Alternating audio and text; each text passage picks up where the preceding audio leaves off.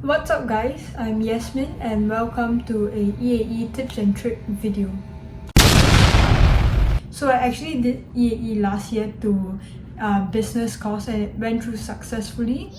And I'm just gonna share with you guys my experience, throw in some tips and tricks, and hopefully it's helpful. I'm not a professional by any chance. This video is just a rough guide, provide some tips, and I hope it's helpful, but it's not guaranteed. Don't come to my house and kill me if you don't get it. I'm so sorry. EAE, it can be quite like a intimidating thing, but basically what EAE is early admission exercise, and it's basically getting into poly before you actually get your O-level results. And so yeah, I'm gonna break it into a few parts. So there is the write-ups, the 600 and 1000 character write-ups, and there will be the portfolio, which is actually optional, and there is the interview, and there are just other questions that I'll answer at the end of the video. Okay, so the write-ups, you have your 600 and 1000 character write-ups. It's character, not words. Characters are like the alphabets and the exclamation points and whatnot. 600 character and words, very different. And from experience, that's basically 1000 words. 1000 characters is about 100 words, and 600 characters is slightly less than that. How to start writing your write-up? It can be quite intimidating. You just take out a paper or you just pull out a Word document or some sort of thing where you can write on or type on. Write out all relevant experience you could possibly think of. Just write it out. No need to be organized, no format. Bullet point. It can be CCA, it can be holiday work experience, it can be some sort of event that you did, some school project, some YouTube video you watched, some book you read. Write out whatever, and then it's step 1. For EAE, you gotta be resourceful. Anything works. Whatever experience, you just anyhow whack. Not anyhow whack, but you just write it all in your Word document first. So step 2 is essentially where you organize things. So for your 600 word write-up, mainly write about your experience, your passion, and what you hope to achieve.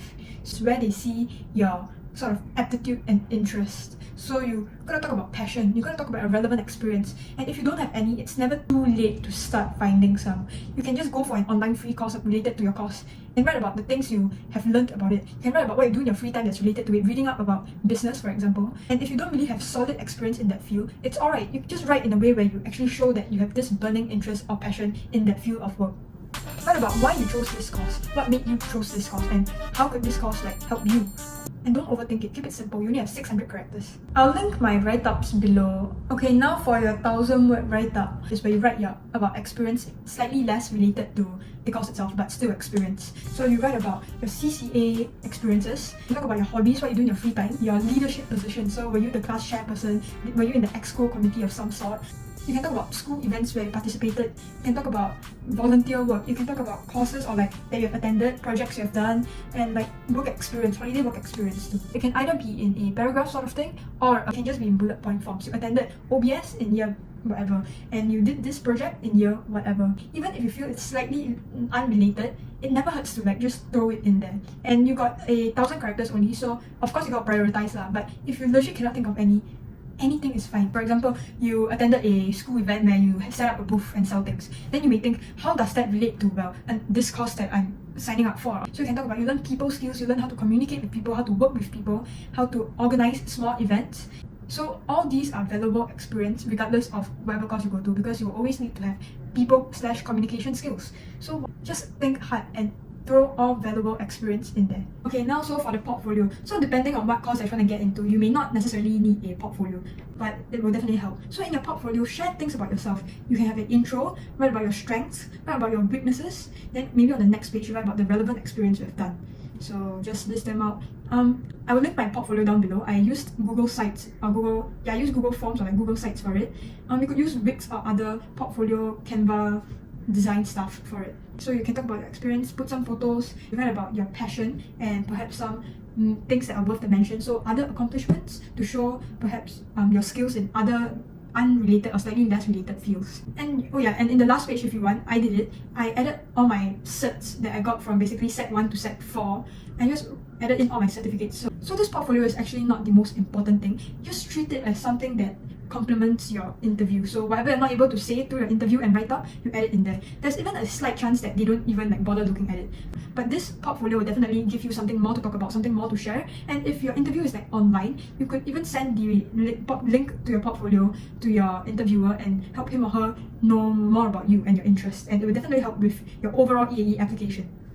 Okay, so now for the big thing, or like the main thing that people are actually worried about, and that is the interviews. Speaking from experience, interviews are really nothing to be afraid about. Interviews are not as scary as you think. They treat it as a conversation. Well, you're going to be slightly more formal in the way you address them and in the way you speak, but it's at the same time casual. Formal but casual.